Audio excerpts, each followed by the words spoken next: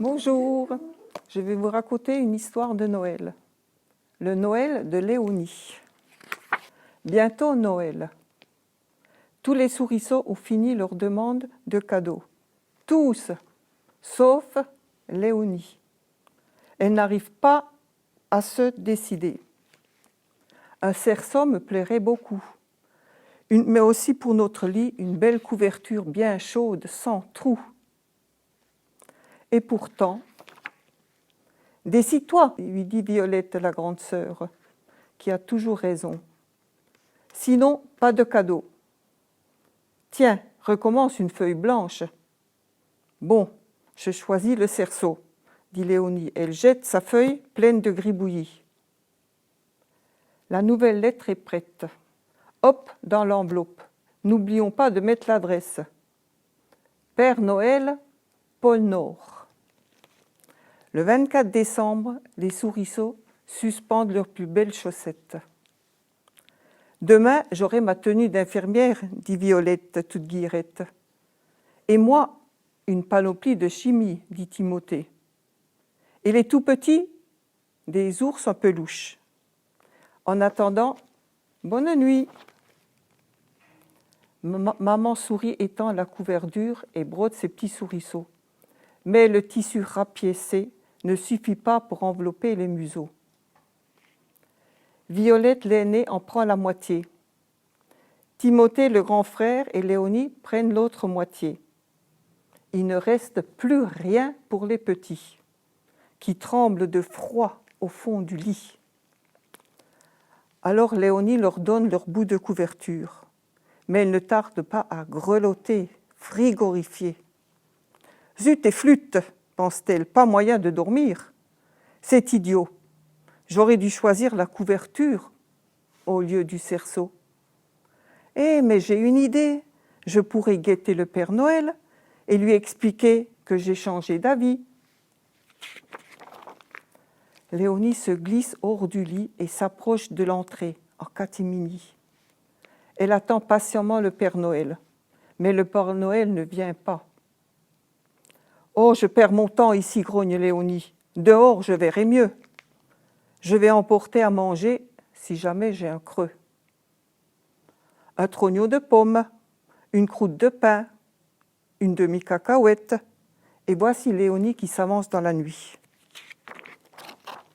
Il fait froid, il fait très froid. Au bout d'un moment, Léonie a faim. Elle sort son pique-nique. D'abord le pain. Elle mange son croûteau très, très lentement. Puis elle mange son trognon très, très, très lentement. Enfin, elle mange sa demi-cacahuète très, très, très lentement. Mais le Père Noël n'arrive toujours pas. Léonie se lève et se frotte les moustaches. « Je vais monter sur la colline. Là-haut, le Père Noël me verra et je le verrai. » Elle se met à trottiner d'un pas décidé. Dans les bois, un renard clapit.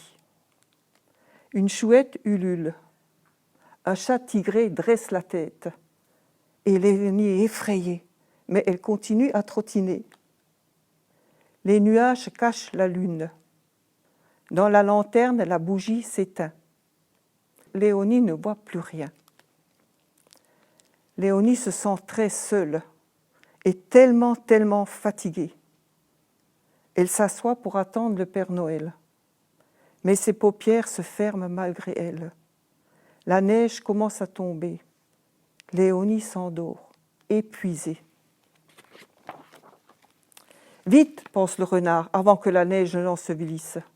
« Vite !» pense la chouette, avant que le renard vorace ne l'engloutisse. « Vite !» pense le chat tigré, « je suis vraiment affamé. » Le renard va s'élancer. La chouette descend en piqué. Le chat se précipite. Quand, tout à coup, ding, ding, ding, des clochettes de traîneau tintimbulent. Schlick, des patins glissent sur la neige. Clip, clop, des sabots tambourinent. Mais Léonie plonge dans le sommeil ne remue même pas ses oreilles. Un renne s'ébroute soudain devant elle. « Qui ?» couine Léonie.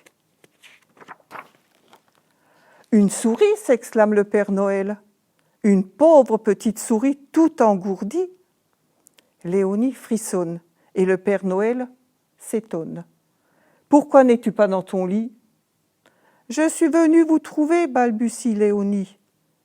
J'ai demandé un cerceau, mais c'est une couverture qu'il me faut. »« Il est temps que je te ramène chez toi. » Et Léonie se retrouve au chaud dans la poche du manteau. En route, le traîneau s'envole léger, au-dessus du renard, de la chouette et du chat tigré, au-dessus des collines et de la forêt, au-dessus des champs et des haies. Arrivé au trou de souris, l'attelage atterrit. Léonie s'est rendormie. Elle ne s'aperçoit de rien quand le Père Noël la tire de sa poche et la remet dans son lit. En sortant la main du trou, il effleure un papier froissé. Avec précaution, il le déplie et lit les minuscules gribouillis de souris. « Cher Père Noël, je voudrais un cerceau, une couverture, un cerceau, une couverture. »« Ha ha !» dit en riant le Père Noël, « je vois. » Le matin de Noël, Violette se réveille la première. « Youpi !» couine-t-elle. Tous ses frères et ses sœurs ouvrent les yeux. Quel spectacle merveilleux! Ils sont couchés sous une couette douillette, bien chaude, sans trou, dans le plus beau lit de souris du monde. Ce n'est pas tout. Il y a la tenue d'infirmière, la panoplie de chimie, les ours en peluche des tout-petits et le cerceau de Léonie. Mais ce fil rouge à sa moustache, l'as-tu remarqué? Un souvenir du Père Noël. L'as-tu deviné?